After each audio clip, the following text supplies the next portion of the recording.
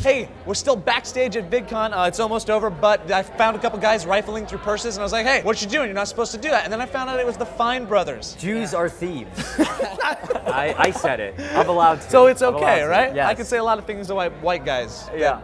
Don't do much. Whatever. Cool. How has VidCon treated you guys so far? Broad questions. Yeah, pretty incredible. I mean, we've been speaking on a lot of panels, and I think the discussion's more interesting this year than it's ever been before. Yeah. Things like YouTube networks, and then the usual bells and whistles of annotations, and interactions, collaborations, but everything's evolving, and us and yourself have been seeing it through from the beginning, and so it's interesting to see everyone kind of be talking about things in ways that I don't think I ever imagined would have been on YouTube. Looking back when we all started. Okay. Well, then that's no more broad. Let's get a little let's get a little dirty. Let's get a little brass tacks. I've heard there's been some controversy.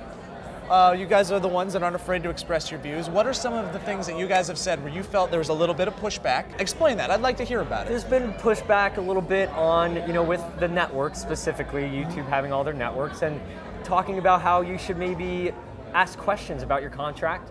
You should maybe have a lawyer. You should maybe not have to just sign what they put in front of you and not say anything and be afraid to ask for a better contract. That seems to be getting controversy. It should not be getting controversy. That should not get controversy. No. Well, what has been the one thing that made you guys, let's just say, smile the most? What has been the best moment of VidCon for you guys? Oh, it's always the Vlog Brothers, the Greens, and their amazing fans who basically run this. That we wouldn't even be here if it wasn't for Nerd Fighters.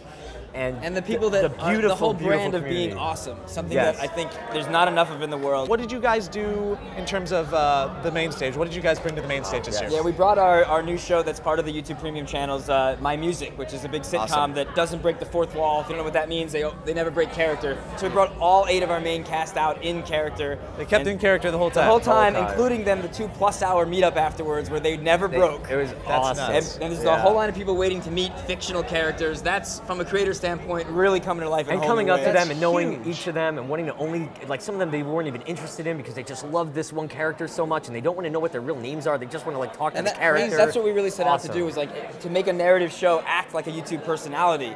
And that was the idea of merging that idea. And you guys flipped the script. What are you most excited about for the upcoming year, for you guys personally? I think it's two-sided. I mean, we're having to manage 2 different channels now. So it is the expansion of our React family, as we call it. We've now branched into from kids to teens, and now we're doing elders as well, so people 60 and up. So now trying to get that to a sustainable level and try to figure out what's the next way to bring React to the next level, go global. Other cities around the world would be something we really, really want to do. Yeah. And then with My Music is, completing this year-long web series that no one's really attempted to have a narrative show every single week for a year. And seeing, can we build this case study to show you that long-form content can work on YouTube in a whole new way, and what does that mean for the future of scripted content in general, both on TV and online? Cool. Ditto. And continuing to see what SourceFed is doing, because I'll tell you that too. Another highlight for us is meeting some of all the people at SourceFed, and your guys are paving the way for what can be. Keep going. As well. Elaborate on SourceFed. Yes. What's the next year for SourceFed? Hey, you guys, these dudes, they came. They were stealing stuff in purses. In purses, the Fine brothers, everybody. Backstage VidCon, Joe Bereta, SourceFed. Let's go. It's time to go to sleep.